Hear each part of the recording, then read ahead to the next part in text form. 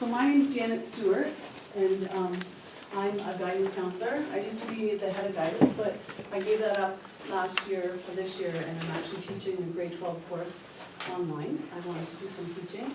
So this is a passion of mine in terms of the pathways that you take. I have 2 children, and one went to college first, one went to university first. And so I want to talk to you about those pathways because things are totally different now in 2017 than they were when I was in high school and then going to university. So these here, you know, I know little platitudes, but for sure the easiest path is not the best path. And so I don't really know why I went to university first. In 1980 I went to McMaster.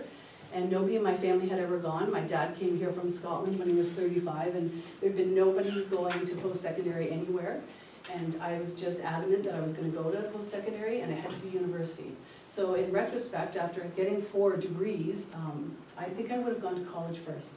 And I probably would have pursued graphic design. So it's interesting how you go about, and then you end up, you know, in your 50s and realize that maybe that wasn't the path that you wanted. So.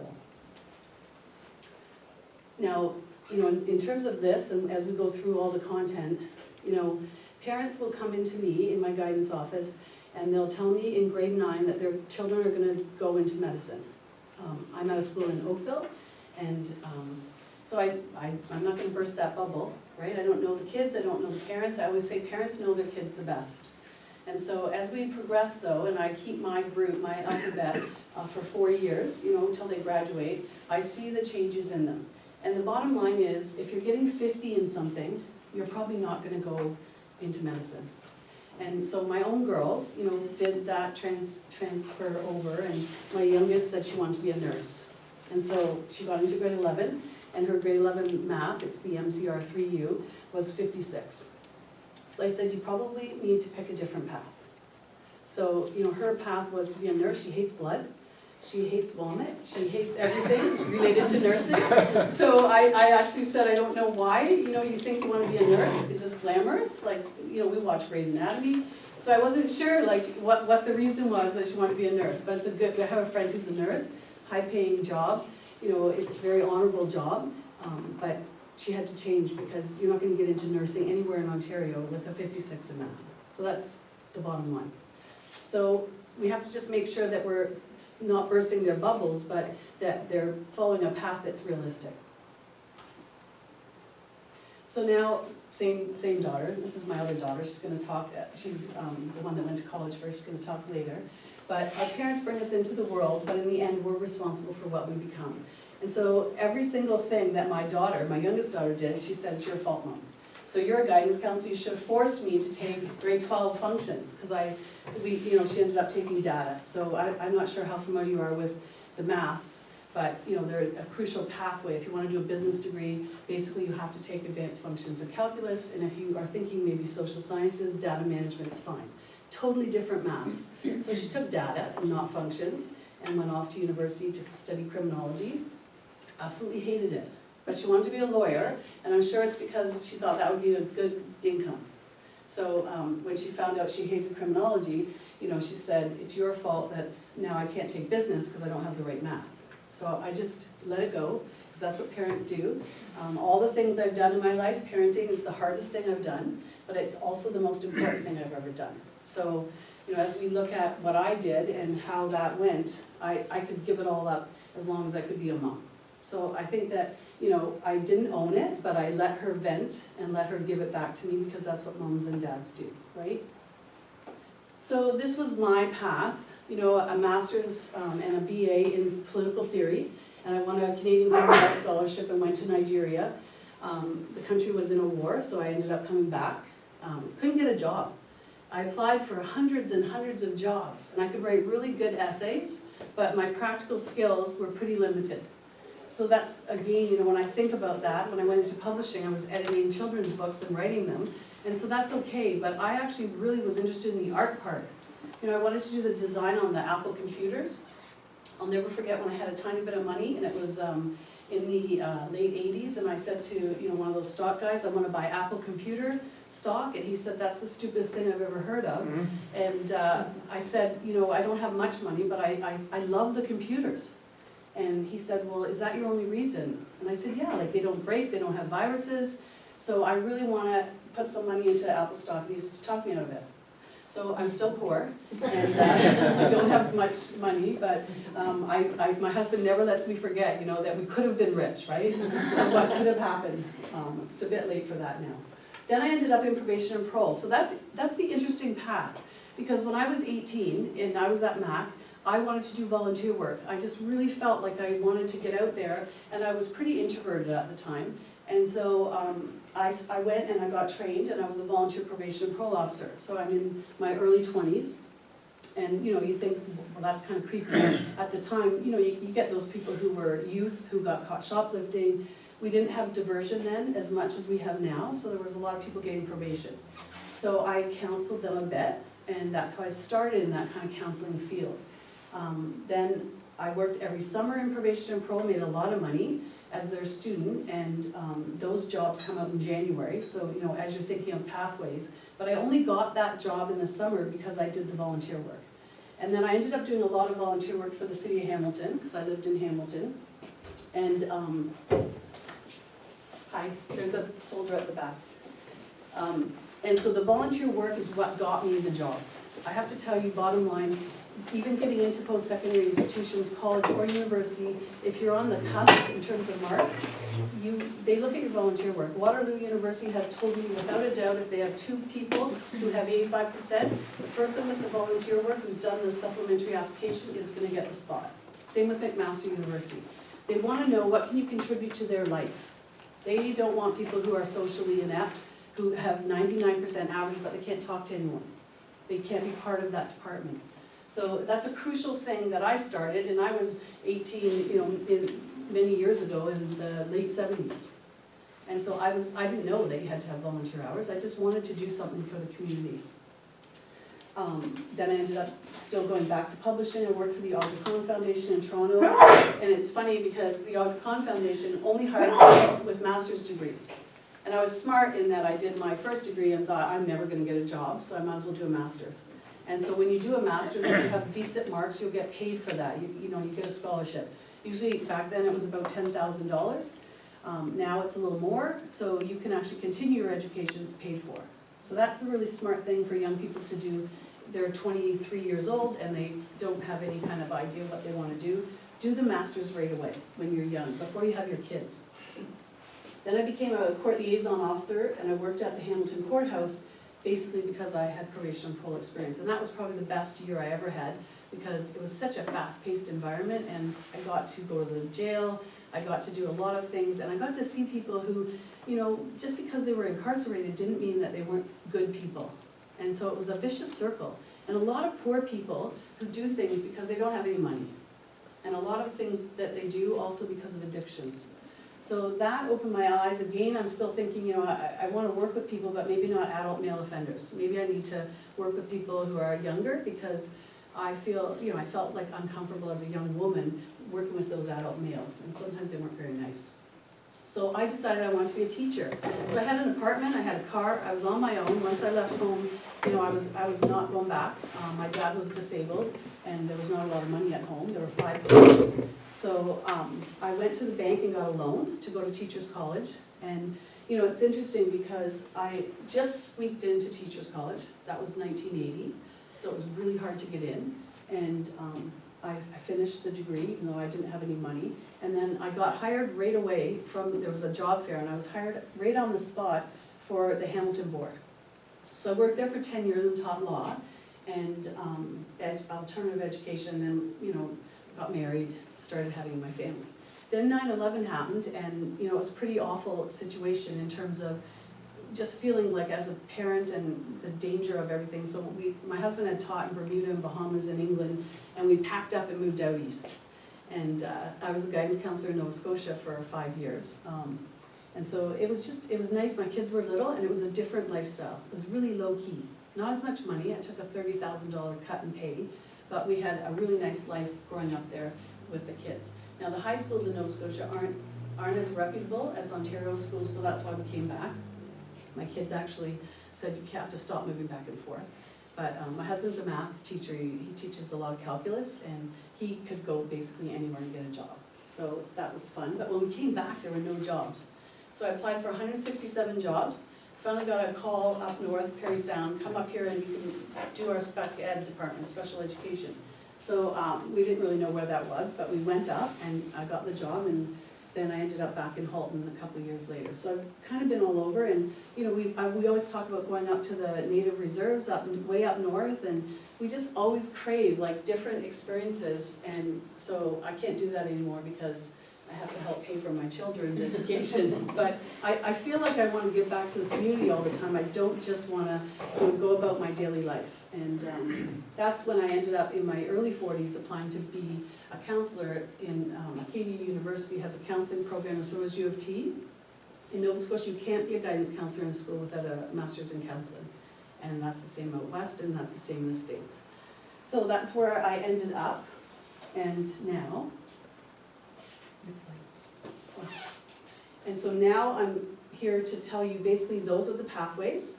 And so, you know, we picked our pathway. My pathway was very convoluted, and it was very expensive, so probably $150,000 to $200,000 later. And really, I'm always thinking was that the smartest pathway? My last degree in my 40s was probably my best. And the average age of the people in my group was 45. We had people who were ministers who had gone back to do their counseling degree because they wanted to have more skills.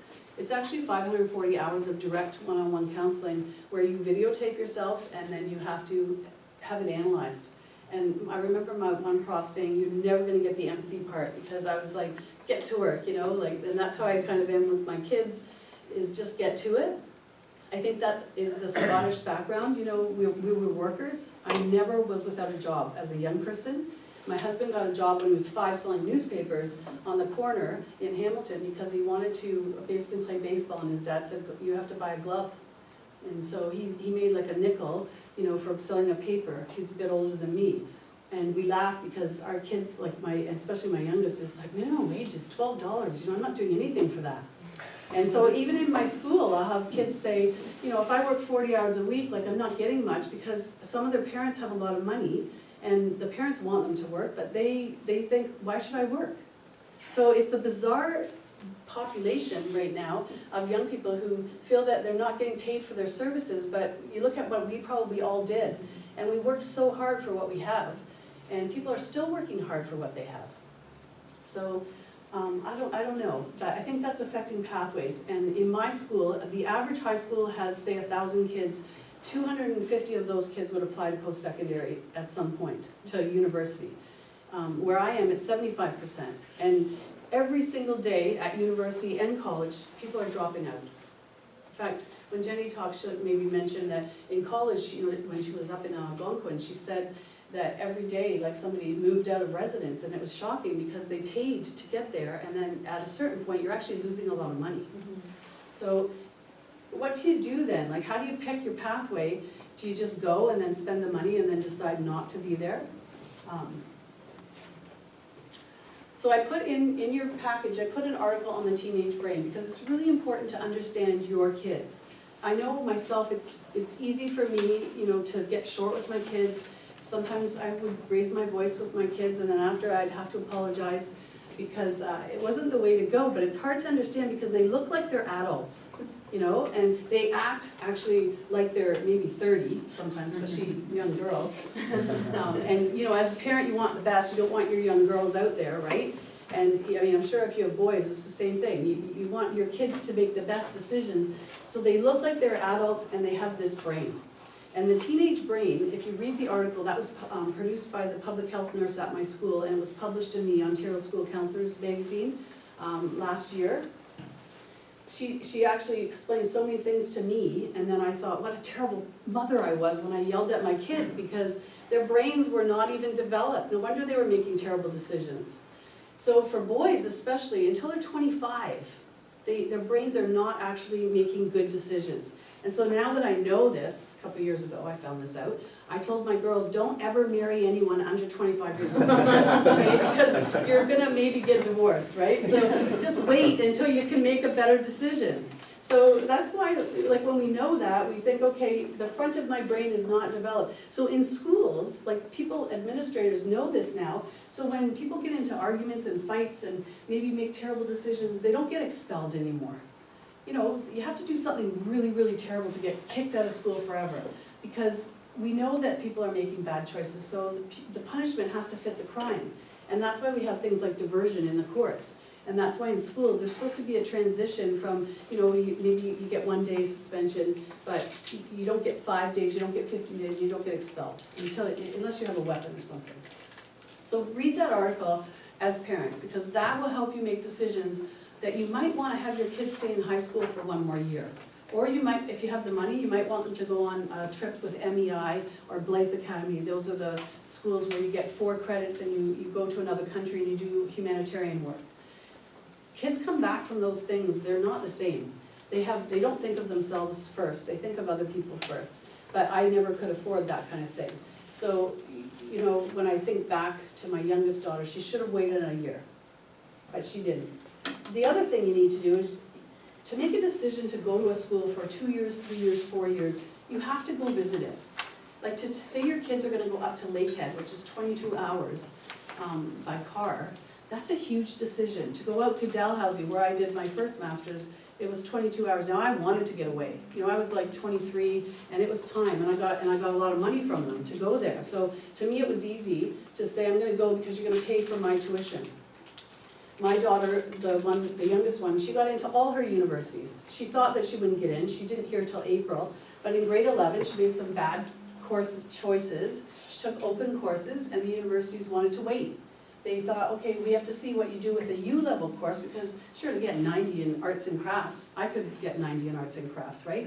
But she had to wait, so she went to all the schools that she got accepted in, and she wanted to go to Western, but Guelph offered her $5,000. So I said, that's where you're going. So, and you know, I don't know if you read or hear the news, but Western University's homecoming had 11,000 people in the streets. And the ambulances couldn't even get to the people who'd been assaulted, and there were 7 people with drug overdoses, and 30 people had been impaired and were sick, and they couldn't get through the streets. You know, Western is a different atmosphere. It's like a big machine in London, and there's so many things that you have to take a bus to your next class. I know people who miss their classes because they missed the bus. Because it's not like McMaster where you're in one building, you walk to the other building in 5 minutes. Or Guelph, where, you know, the faculties are pretty well together, so if you're in sciences, you're in that segment of the school. Queens is also small. So you have to decide, would your kids be good in a big city, in a big factory kind of environment, or do you want them to have a small university where it's more of a family? Lakehead, even though it's 22 hours up there, and it's so far away, it's a family. The people who go there all say that it's like, you know everyone, and they take care of you. They have Thanksgiving dinner, they have Christmas dinner if you're there. My niece went there for 5 years and absolutely loved it. So it has to work for your kids. And you know, if they come into a guidance counselor and say, what do you think? I actually can't tell you what I think, because I don't know your kids well enough. I know a bit about them. I can tell you where their strengths are in terms of their marks. But, and if they did no homework, then you're gonna say they could do it. And I bet you they can do it. But their brain isn't letting them do the homework in grade 10, 11, and 12. And so they get there and they're 17 and they're like, what do I do? And they feel sick. Like, some of them came back last week, it was their reading week, and this was their first year at university. And one young girl, Tasia, said to me, you know, it's so different because it's hard. And college was hard. Like, it's not the easiest thing in the world to do, so they need you behind them. And the paperwork to get to the point where you apply, it's not something that we can do because there's hardly any guidance counselors in these schools, right? We have 2.5 people, and there's 300 grade 12s. We can't sit for 3 hours and do the application. They need their parents beside them. Now, in terms of apprenticeships, this is a often discounted field.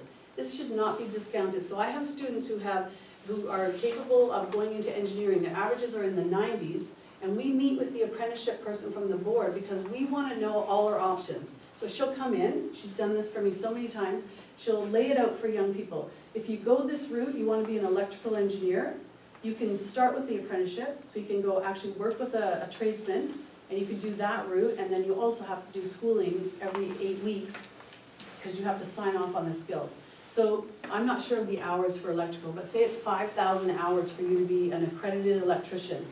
Then you have all those skills over the, say, 5 years, 4 or 5 years, depends on how many hours you're working, to get that red seal. Once you have a red seal for an apprentice, you can go anywhere in the world. And so if you're coming even from other countries, you are put ahead of immigration lines if you can write the skills tests and pass. So this is, you get points for all these things coming from outside of Canada, but young people should be considering the apprenticeship trades. There's over 150 of them. And so you could do this route and make a lot of money as you're going along, and you can still go to school. I know because I had children, and I had a great husband. I have a great husband. But he took care of my kids while I went back to school. And so it took me 3 years to do my master's, and I did it where I got time off work, and I went on weekends, and we all went to a hotel, and my husband took care of the kids, and he said, I'm the only man there in the swimming pool with the little girls, right? Because it was all women. And so that tells you something about our society too, because I really wanted this degree. And so I don't, when people come and say it's too late for me, it's never too late for you to do what you want to do. You need money and you need support. So if your family's going to support you and you can apply for some assistance or go to the bank, then you can continue to get educated in these fields. And just remember that counseling program, the average age was 45, and we have people in their 50s doing it. Retired principals who always wanted to be counselors. So I don't believe that it's too late for you to do these things. So these are some ways to go. So you can go directly into the trade. You have to find a journeyman who will take you on, and it's one-on-one. So you can't have a journeyman who has 10 people because they have to train you. You can go to university and do your engineering degree and then do your trade. So those are different. Engineering at McMaster will give you a lot of experience, and you're a registered engineer, but you might not actually know how to be an electrician. So it depends, or a computer technology engineer. So it just depends what you want. You can also try to go through the union, which is probably the hardest way to do it. Or in high school, you can start and do a co-op. So in high school, we have people coming back for their 5th year, and they're doing a co-op education program in the field that they think they want. And I can't tell you how many times people say, I want to do this, and they go into it as a co-op student, and then they do presentations to our grade 10 students, and they'll say, honestly, I totally changed my mind.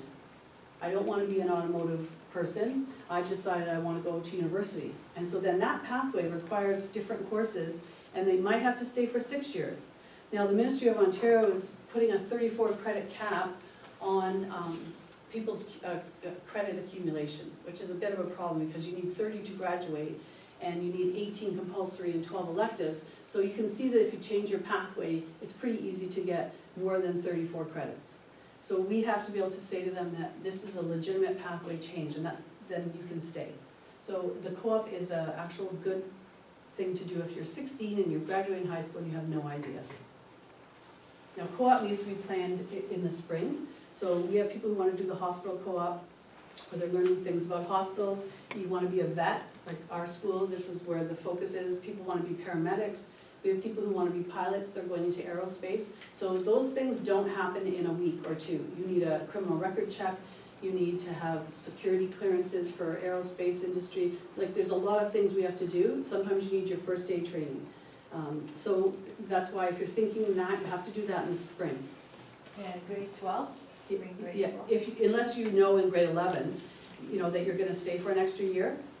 Yeah, so I have students in grade 11 whose parents have said, we're doing an extra year for sure. They're just too young. Sometimes kids are 16 and they have 30 credits. Depends on when their birthday is, right?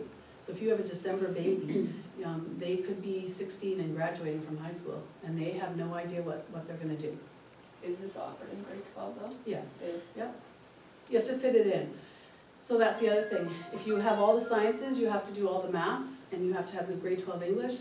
You can only take 8 in a year, so it's really tough to fit in the co-op. So that's why in 4 years, you have to plan very carefully if you want to do a co-op. It's a smart way to do it. Co-ops, when I was in high school, co-ops were, for the kids who actually just wanted to get a job. But co-ops are not like that. And if you go to universities and you can get into a university program with a co-op program, you will be hired straight out unless you're just incompetent, right? I mean, they're just hard, it's hard to get into Waterloo's co-op, McMaster has co-ops, so that's a different way of going to university. HIAC just talks about the trades, so that's Halton's education industry, where they will tell you the trends, and I actually have some data for you. 2017, what jobs are out there, and things are changing. So you might have already heard a lot about the skilled trades, but I'm talking about other jobs in nursing, in computers, IT jobs. Like, you can look them up. If your kids are on My Blueprint, they can log in even after they graduate into My Blueprint, and on the bottom, you can actually go to Job Finder, and those are real-time jobs. They're not fake, they're not American, they're Canadian jobs, they're in this area, and it'll tell you the salary and what you need to get in, and you'll probably laugh because almost every one of them says you have to have experience. And so kids are always saying to me, how do I get experience? And I said, then you need volunteer experience. It doesn't say paid, it says experience. So you have to be out there. Both my girls were lifeguards. Jenny has a portfolio, and when she applies for jobs, she's had so many jobs, and it's all in leadership kind of areas, and it was because she was a lifeguard, that once you get one, then you keep getting them, right? So swimming, I don't know if your kids swim, but it's a big area because people trust, that these young people are good with kids, and they're good with people, and then it leads to jobs. Other things that I've had kids do is Taekwondo, like, you figure like hockey, soccer, like any of those things that they're doing in the community, Meet a We, like whatever organizations, they need to be getting letters saying that they participated, and they need a portfolio. So you go to Staples and you get a little portfolio, and every time you get a certificate, you put it in. And you do it chronologically, and then when you go to an interview, you just flip through and say, here's something I did that has a skill that can transfer to this job. So even if you're working in retail, just working with people, if you can show that beforehand, then you're gonna get the job with someone else. These are interesting myths. I don't know how many people think college is easy, but it's not. So, and I don't know if you want to step in, Jenny, and talk about how hard it was at the beginning? Yeah. So, yeah, I went to college when I was 18, and I went for fitness and health promotion. So before, when I was in high school, I switched from Nelson High School in Burlington to Aldershot, and I did a SHISM program for fitness. So I did my last semester, and it was all catered towards fitness. So by the time I was 18 and graduated high school, I was a personal trainer, a nutrition coach, a wellness specialist, a yoga instructor, and group fitness coach. So I had a lot of certifications, and then I went into college for fitness. I had 8 different classes a week. Those classes usually had a lecture component and a lab component, so I was in class most of every day, Monday to Friday. It was a lot of hands-on assignments and hands-on work. We had actual personal training clients where if people had never had experience in the field with fitness, you were getting that experience during the week in your classes, so that when you do graduate, you have some experience under your belt with real people and with real clients and stuff. So it was a lot of work. It was always, you were either in class or doing homework or at the gym or studying, or it was always a lot, but Yeah. It was good. So, and Jenny, when she got sick, because she was in Ottawa, only 5 hours away, but I work, my husband works, she would be like, I want to come home, Mom, and here she is, 18, and when I was 18, my husband, we were 18, like out there, on our own kind of thing, right? So it's different now, like I think our children are different, and they need us still. So it's not easy no matter where they go. If they go to an apprenticeship, it's not easy, because they're getting up at 7 in the morning or 6 in the morning to go to work. So what's the difference between a college and a university in Canada? So colleges in Canada, you can do 1-year certificate, you can do a 2-year diploma, a 3-year diploma, you can do a 3-year degree or a 4-year degree all at college. So college is really now a multi-stop for so many things. It wasn't like that before. Even in a university, you still get a degree? Yeah, so And universities, so college. colleges are diplomas and degrees. Universities are degrees. Oh, So now sometimes they have graduate diplomas at some universities, but most of the time, say you went and you did a biology degree at university, if you went and you wanted to be a respiratory therapist, you have to go to college for that. So now colleges are different than they were years ago. A lot of people at college have already gone to university. 44% of people who have degrees are now going to colleges to get a diploma. And so it's higher education. So if you go to University for Communications, which is an odd kind of degree, so communications could be where you work in an HR department, human resources, you could work for a school board, you could work for a big company, but you're their communications officer. So if you worked in government, you'd be sharing things with the public, so you have to be able to write and speak, you might be on television. Those people are going back to college to get extra diplomas to make them better than everyone else who has a communications degree. So if you figure you have 10,000 people get a communications degree, who are you gonna hire? So then that's why people are doing more, because they wanna have more skills, but they're getting the skills, like Jenny said, at college, it's more hands-on. So if you're going to college to do, say, computer engineering, you're gonna get a degree, you need the same thing to get into that program, but you're starting out differently, you're starting out in the field. Whereas in university, you're reading a book, you're doing the theory at the beginning. But wouldn't it, like if you go to a university and then you get a degree, if you want to do something better, you do a master's program You instead can. of going back to college? But you wouldn't do a master's program for some things, right? So, I mean, for me, for example, a master's in political theory and economics, really, what could I do? Even if you do a master's in biology, think of a job, what could you do? What job could you do? Maybe a lab tech. You can't actually be a lab tech until you go to college. You see, so like a biology degree doesn't teach you how to draw blood. It doesn't teach you how to test things necessarily in a hospital setting or in a lab. Like you don't really have skills. It's a different kind of education. There's nothing wrong with it. Like for me, I learned how to think. I learned how to write. So that's all nice if you have a lot of money. I actually had to pay for everything. So for me, it wasn't practical, and I didn't know at the time. But for some people, you're right. If you're doing a Bachelor of Commerce degree in business, an MBA, you can't actually do an MBA anymore without 2 years in the field. Whether you're in banking, you're in international finance, whatever kind of commerce you're in, you have to have experience before they'll let you do a master's in business admin. So a lot of places now are realizing that you can have a lot of education, you can have a PhD and not know how to do anything. I know people who have PhDs who actually have no skills, and they don't even know how to teach properly. And my girls, like when they tell me stories about their profs, I just laugh because that's not teaching. Like I didn't know how to teach when I did my master's. I had to teach a first year university group. I had no idea. Now I know what a terrible TA I was. But at the time I thought, look at me, I'm great. Like I get to teach a university class. I didn't know what I was doing. I don't even know if I read the book. Like I used to pick the kid in the class that I knew had read the book and say, what do you think? And then I would just go with it. So, but I was young and I had no idea, really. So do these colleges offer undergrad programs as well? Yes. As So degrees? any college that offers a degree, you have to have 6 MRU courses to go there, right into the degree. Now say you don't have 6 MRU courses and you want to go and you think in the end you're going to want a degree because you want to do more education. You can apply to college with college courses. Marks matter. So if you have 50 in your grade 12 U English, that's not great. It'd be better if you had 70 in a college English, because then you will get into the college program.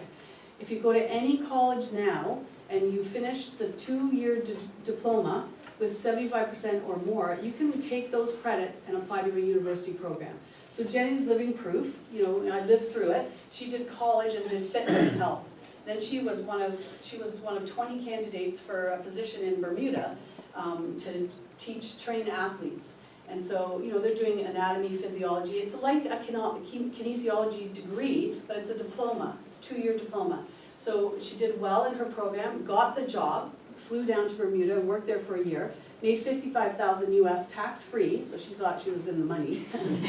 Little do you know, in Bermuda, milk costs $8, right? But she was like going on her dream, so even though I had to end up giving her a few $1,000, never will let her forget that. But anyway, poor money management, that was a skill she never learned anywhere. And so then she said, I want to be a teacher, I want to be a phys ed teacher.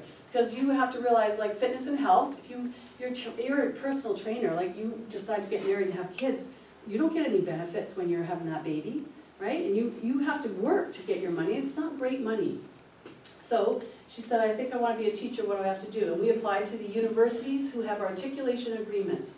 So that means that if you want to go to U of T, then you should probably think of Humber, George Brown. Think of college as the proximity of the university. that doesn't always hold because lots of universities will take any college diploma, right? So she got credit for a year and a half of college, only a 2-year program, and she got into the University of Ontario Institute of Technology for Kinesiology degree, so that's a BKin, and she got into Laurier, and was that it, those two? And she didn't get into Guelph Humber. And so she had quite a high average from college, and she had experience. She got into Laurier the day after she filled in all her experience. She had to do a supplementary application. Every single school will require a supplementary application. Those are magic. If you can show that you battled, some kind of disease, or your marks might be low, but this is why, they'll take you if you can show them that you're special. Jenny has a learning disability, so she's dyslexic. So her whole life she's been grappling with that, and the education has not been easy for her. She doesn't read as fast as anyone else, and yet she got into both those programs and decided to go to Laurier. Now, do you want to just talk about the difference between college and university? I hate university. I find it horrible. It's so much reading and so much writing, and with my learning disability, that makes everything a little bit harder and a little bit longer. But I just find it so boring and dry. I really miss college, like going to labs and actually doing practical things, sitting on the floor, things like that. And like lecture halls with 200 plus kids in it are a little bit, it's hard to pay attention, it's hard to hear the prof if they're not writing on the board or following a PowerPoint. Some of the teaching styles are a lot different with profs in university compared to college. Different learning styles, I guess. If somebody's a really good auditory learner, they would do really well in university. If you're a little bit more kinesthetic or visual, it's a little bit hard. But that's kind of just what I have to do now to go to teachers college, so I'm doing it, but not enjoying it so much, not as much as college. If there was a way to do college and then go to teachers college, I wouldn't have even considered university. I don't think I need a degree for any other reason than I need that to go to teachers college now. But So she could actually, we could have applied to colleges with degrees, but we didn't. So, in hindsight, that's a path that we could have done, and anyone can do that. So that's something that we might look into, depends how she does this year, because this is her first year. So when she's done 5 years, she'll have a diploma, and she'll have a degree, 1 degree. And then if she wants to do teacher's college, that's 2 more years. Now, I didn't go back to be a teacher till I was 29, so, that's, I don't believe that it matters, as long as you have some resources and the support. So she can always work as a personal trainer. She got hired, it was funny, when we went to Laurier, we did a tour of the athletic facility, and the lady said, I've already hired everyone. And so she came back in May to make a decision. Like I said, she had to go there and see what it's like. She didn't want to live in Durham, which is where UOIT is. That degree might have been a bit better for her, but she chose the location. So anyway, in terms of walking through, she had her resume, and the lady said, no, I've hired everyone. So she gave her the resume and then went on the tour, and when she came back, the lady called her in and said, I don't know where I'm gonna get the money, but I'm hiring you right now, and you're the most experienced person that we've ever had. And so she gets all the shifts now. So she was the last hired at Laurier, but she's doing all the shifts. So she's already working, and that's changed her experience at university too, because now she has a group of people who are older than her, more experienced at university, and they're showing her the way, right? So, and the reason she got that is because she has experience. So that is crucial for your kids. Like if they're going to high school, they've never worked, and then they're going out to university, you're right, they're gonna be having a degree, and they're the same as all the other people with a degree, because so many people have a diploma or a degree. You're not really special. So is it correct to say that if you go to university, it's more theory? Yes, And yes. college is more practical, and experience counts in Canada? For sure. And so even nursing, so that's an interesting path. To go to be a nurse, if you apply to universities, your average has to be above 90%, which is not easy, because you're doing chemistry, biology, possibly physics, the maths, and the English, okay? So we have so many students who have 85% average, and they're not getting into university nursing programs. You can apply to the colleges, you get 5 choices for $95. You can apply through the Ontario College system. It's the same degree. You still at the end write the same provincial exam to be a nurse. And you have the exact same degree that people in university have, but you start out right away in the hospital. So as soon as you first year nursing college program, so Fanshawe, those are affiliated with Western, so you go to Mohawk College, your courses are actually down at McMaster. but your diploma, your degree is through university. The Mohawk College gives you the degree, but McMaster is doing all the courses, like, because they're sharing. So, but you only need 85% average to get into the college programs for nursing. So that's the same for a lot of programs like engineering. It's hard to get into engineering now, but if you go to college, to Mohawk College, you'll get in, and then you can either transfer if you want, if you can get high enough marks, or you finish your degree there. I always tell kids, you know, you think it's so special that you went to Queen's. When you have a commerce degree from Queen's Business School, nobody really cares in the end. Like in 20 years, you have an engineering degree from Laurentian, nobody asks, where did you go to school? And if they do, it's usually just kind of pretentious, right? I mean, you know, people always say, oh, you went to Mac. When I went to Mac, you got in with 75% average, right? Now you go to Mac, you have to have 85% average. And so I say, oh, I went to McMaster, everyone's like, ooh. And I say, but I had a 75% average, right? Like, I'm not a rocket scientist. Like, you could go, but marks are different now. So I would have probably gone to college. If somebody wants to get into law, there So could you be can any do college, yeah. undergrad program. So Laurier actually has there's a couple schools now that have amazing programs where you apply for, like, it's a combined program. In 6 years you get your LLB and you get your BA. So you get your law degree at the same time, and you go to England for one of those years. So it's a pretty cool program. They don't go the first year because of the teenage brain.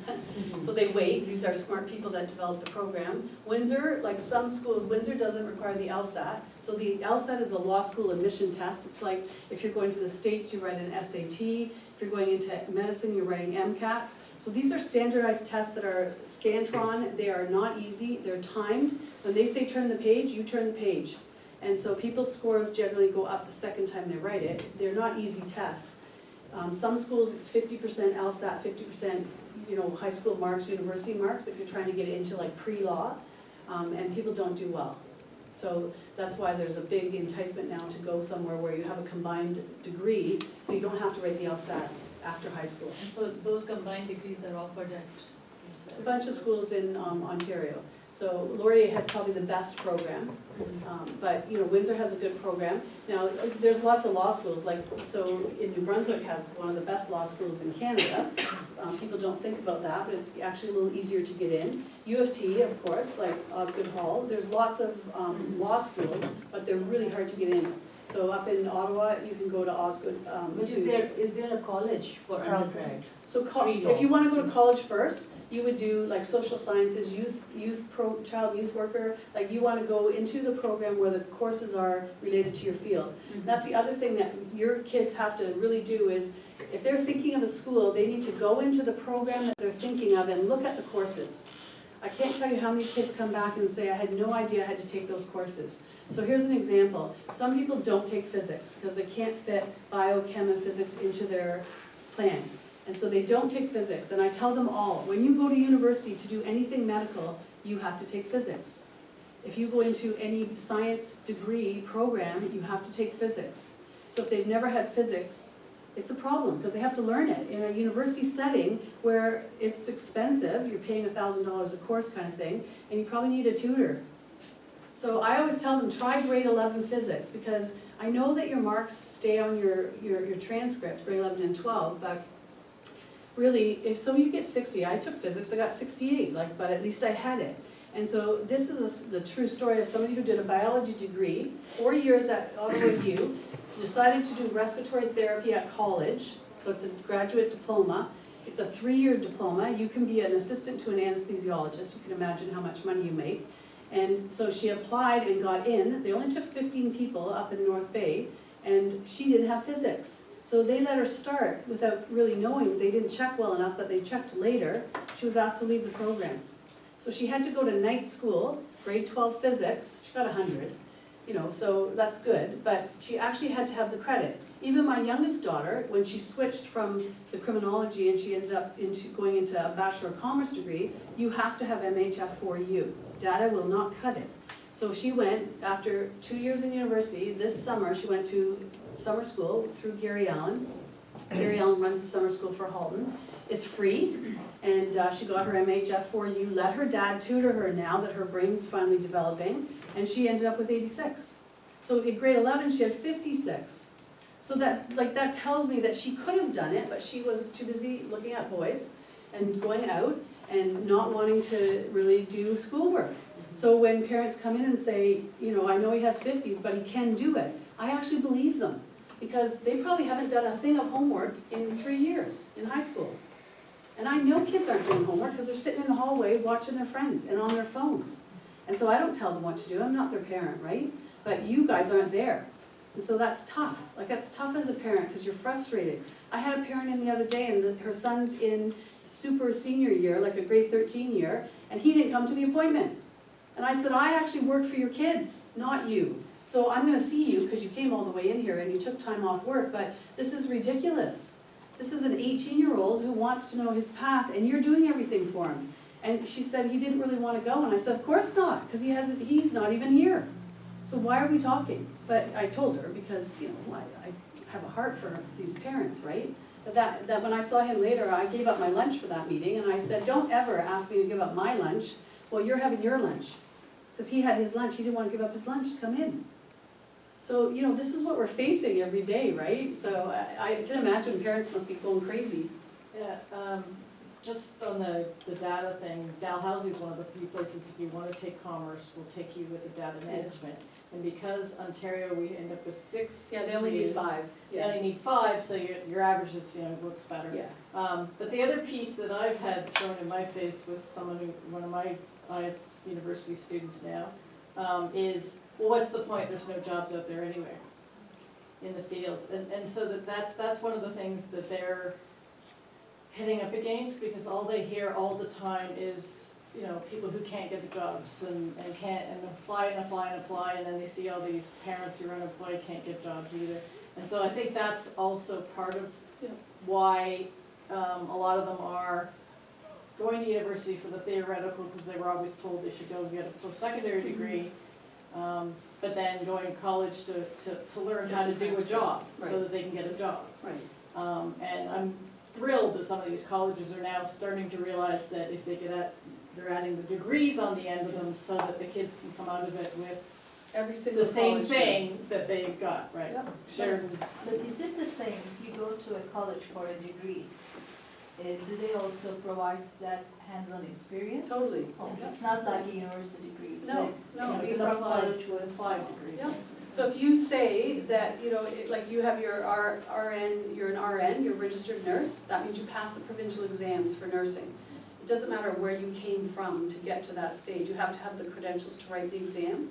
But those nurses from colleges are hired more often in hospitals because they have more hours, direct hours with patients than university students. University students aren't going into hospitals till almost the end of first year. So what were you going to say? Well, I'm just curious about when you talk about the colleges with degrees, what do you know about the business programs? Like, are there business programs at the colleges to degree? So probably Sheridan would be the best for that, you know. I think a lot of colleges are, but I don't know all of them, what they offer for business. And But Sheridan being a strong business? Yeah, they have, so Sheridan is almost really a university now. They have a lot of degrees. Can't remember if it's more than 26, but I think it's a lot.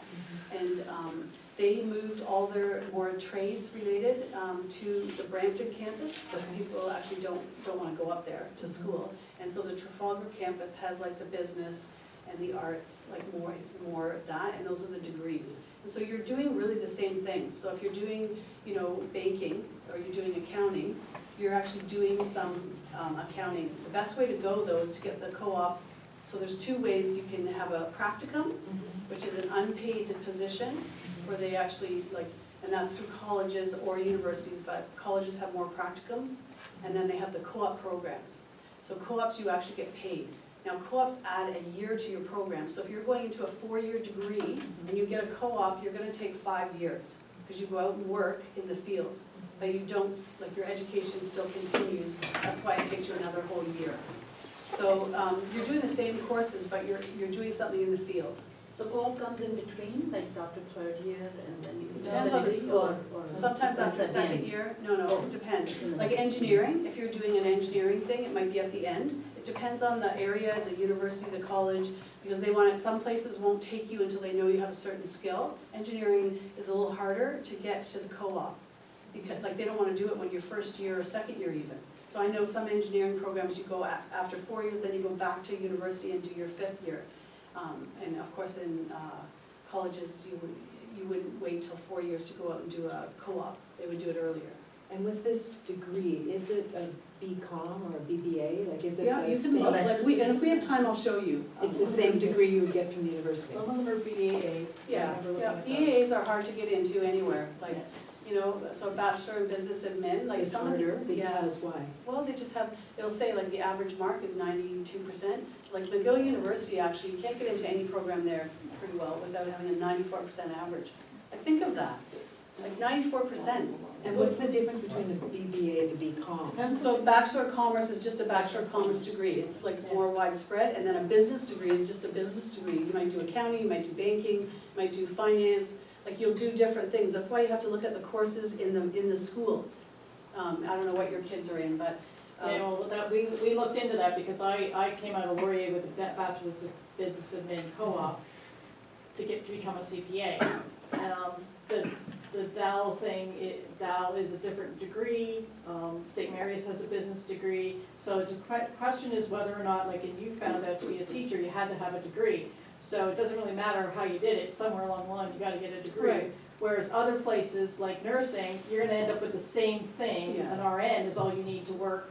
You don't need, so it's that exam that's more important. Same with the law degree, it's more important to write The bar ads, bar right? than it is for what your undergraduate is. Even social work, like social work, when you're finished social work degree, you have to write the 4 exams to be a social worker, a registered social worker. To be a therapist now, the Canadian Counseling and Psychotherapy Association, you have to have, like, read the standard, right? Mhm. So, and like CPAs, I mean, I have a girlfriend that did her commerce at Mac, and she couldn't pass the tax part of the CPA exam. Like, she tried 4 times, so she's a certified general accountant. I mean, if you can't pass the legislative exam, then you can't have the job, right? So this is sort of a tough question, but what is the most general business? So when the kids don't know what they're up to. Just business, like a business degree. They're interested in business and the workings of business. In the old days, Without- BCom and BBA were about the same. One was more economic, one was more marketing, accounting. Now, it just depends. Queens calls it something and Yeah. Laurier calls it something else. I mean, they all have different things. It depends on what you want it for. If you want it, you have to be careful. Like when I went to Laurier, I took all the courses I needed to become a CA and all the courses I needed to become a CMA, because at the time they had different courses. If you wanted to go into marketing, Mhm. you wouldn't take all those same courses, and to be honest, marketing probably would have been better going through college, because you'd have to apply. Totally. Right, so Advertising. it depends on Yeah, like it depends on your kids, it depends on what they kind of want, and that's why if you don't go visit them and you don't look at the courses, you're not gonna know. You can't make a decision anymore just based on, like business.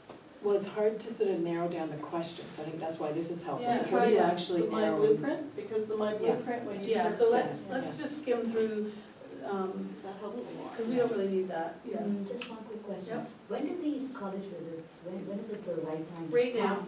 the Yeah, visits? so, like, on September 22nd and 23rd, there was the University Fair in Toronto, okay, at the Metro Center, right? Is that what you call that? Yeah, the Rogers Center, or whatever.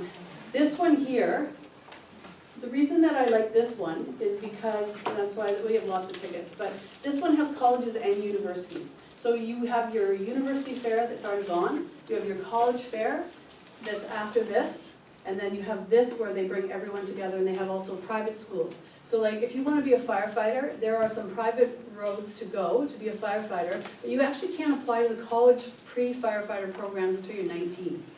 Kids are not finishing school at 19, they're finishing school at 18. So then what do? If you haven't been a volunteer firefighter or a volunteer something, you are never gonna end up getting a job as a firefighter. Like, they don't want people who are just strong, right? Common sense is huge for firefighters. Paramedics, like Jenny applied for the paramedic program because she did the college sciences, got really high marks, wouldn't have gotten those marks if she did university sciences, and she got into paramedic programs, but then decided that blood and guts wasn't her thing, right? So, like, if I told you how much money we spent on applications, you'd probably cry. Because, it's like hard to know. What do you do? And you can't say, okay, go and be a paramedic, because I know she doesn't wanna do it, right? And she said it's a hard go, she talked to paramedics, she went out and asked questions, she, like.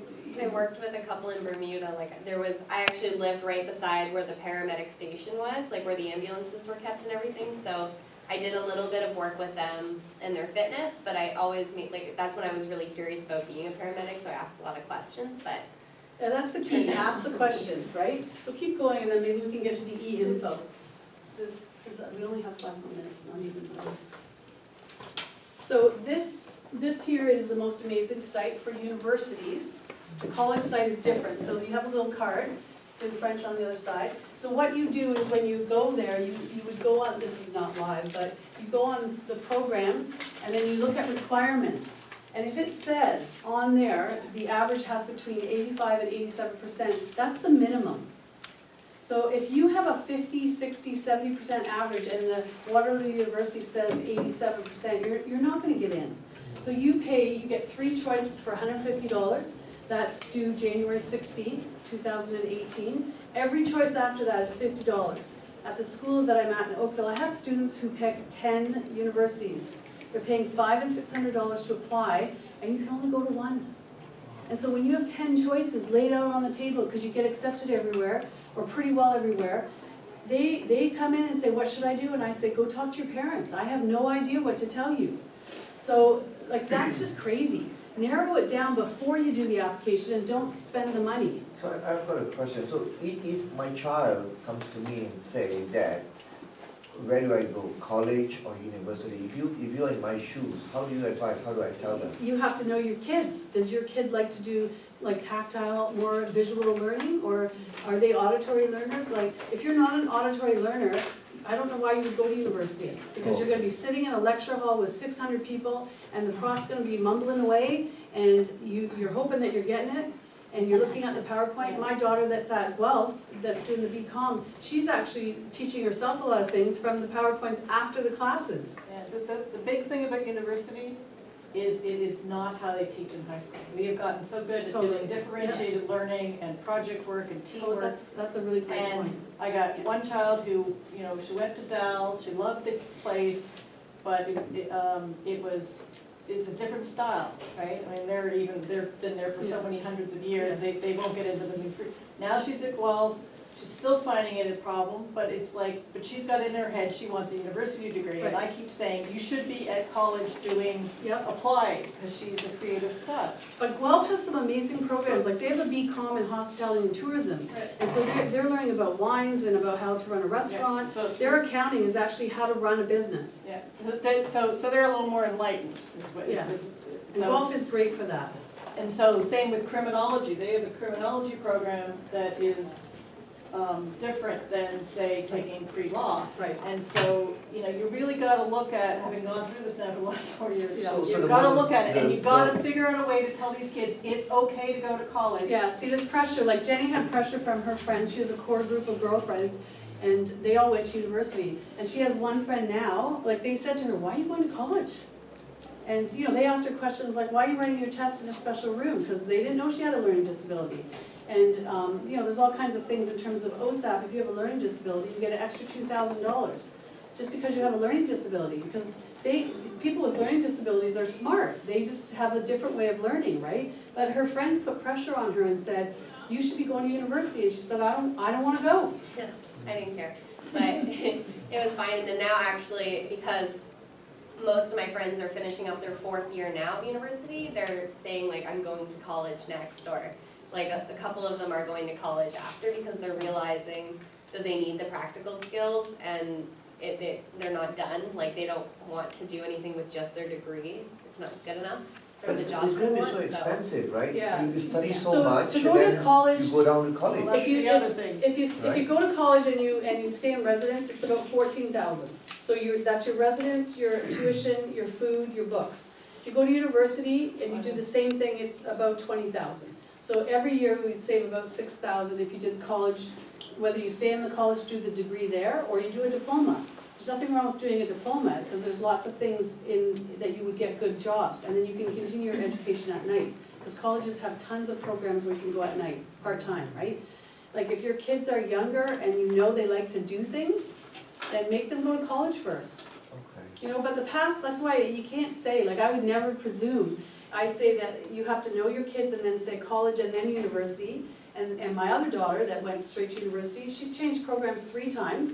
People ask what she's doing, I said she's gonna do first year of every program and finish no degree. And she's gonna have no money, because now she's paying for things herself, right? Because I'm not gonna keep paying for her to find herself, like, get it together. But hospitality and tourism, like, she wants to run a Starbucks. I mean, she's like, she actually thinks she's Kim Kardashian, but, you know, she's like in a different place, but at least now she's doing something where she could run a restaurant. Like, that's a pretty realistic job. My husband's Greek and his families, they all had restaurants. So I actually think that it's fantastic that she is thinking realistic now. You think, wow, do you need a degree to run a restaurant? To have, like, to go to the bank and get a business plan set and get money for financing? Yes, you have to have a degree for that now. And my cousin went to Queens for commerce and then went to Humber for the hospitality diploma so she could run. And they're all getting jobs, everyone doing hospitality and like Conestoga, the food processing.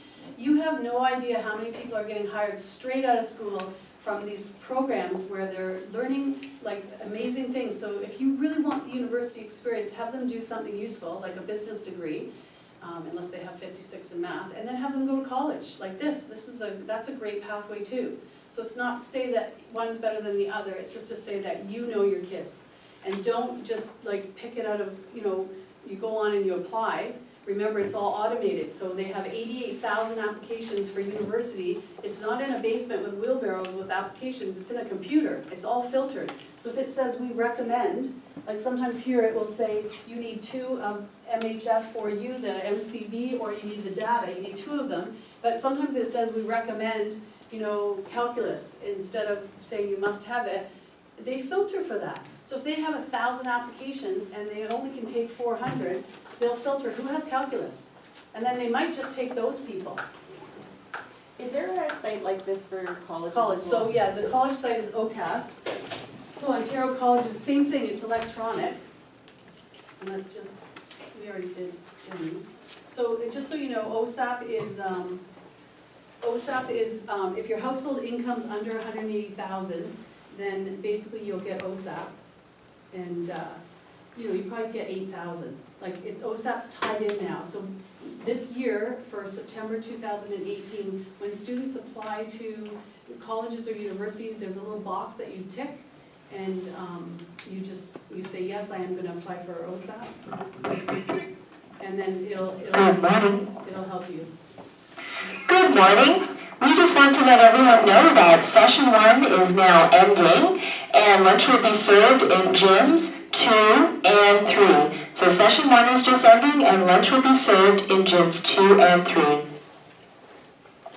That's the same area where our speaker was. Thank you. It's not going to let me go on, but OCAS is the same as the e-info. So you go to OCAS and there's a little thing from OCAS inside your handouts. And what is it? I think we have something that says OCAS.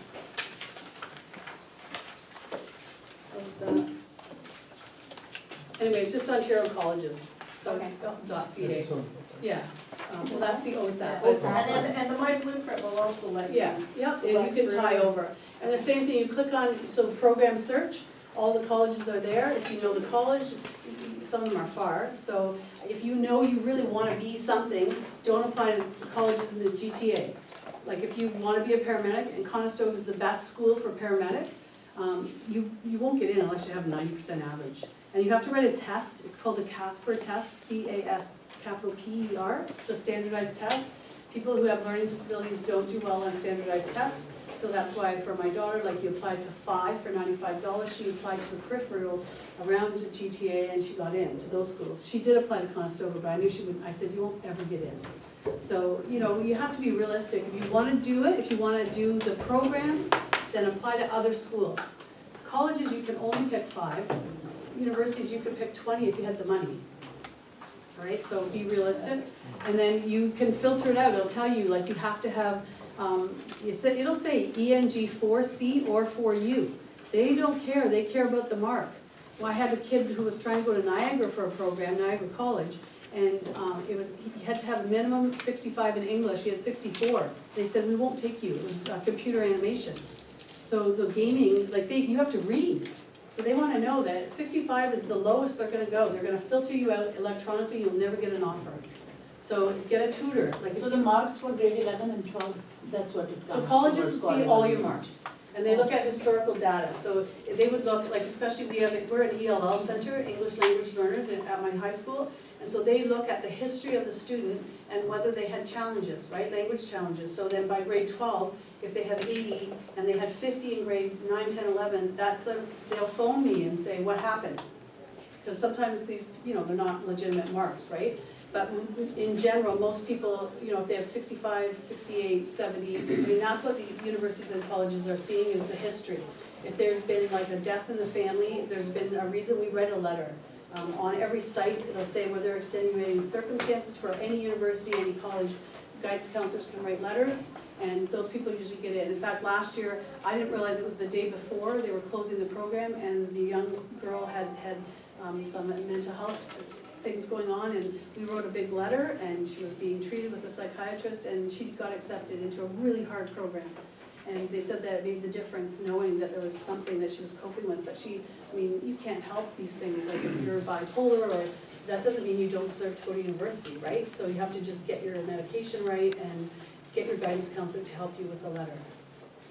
So, but all these things have to happen, like universities the deadline is January 16th for equal consideration. Universities only see grade 11 and 12 marks. Colleges see all the marks, and the deadline is February 1st. So it's the same every year, pretty well. Supplementary applications are due after that, so those are the things that say special things about you. And then if you are in the running for a big scholarship, those are right now. Like the Lauren is right now, that's the $70,000 scholarship. The Schulich is about $70,000. The TD Leadership Scholarship, which is for any school, is $40,000. Like all the big monies now, and it's all before December 1st. But you can't even apply to universities yet, you have to wait like 1 month. So you need a PIN to apply to a university, it's a special number that we get from the universities. Unless you're out of school, then you're a different applicant, and you can still. Good morning again. Just wanted to make an announcement for our student volunteers. If they could head into Gym 1 for lunch, that's our student volunteers into Gym 1. And our parent attendees will be heading into Gym 2 and 3 for lunch, which is the same area as where our keynote speaker was. Thank you, have a great day. So if you have questions, you can email me, Stewart Jan, I put my card in there, and then I'll email you back. And your guidance counselors in your schools, they don't all have the same training. I've been doing this for a long time, I've been in guidance for 15 years, but teaching for 27. Some of them are not accessible there. Yeah, so you can email me and I can at least direct you, right, to whomever.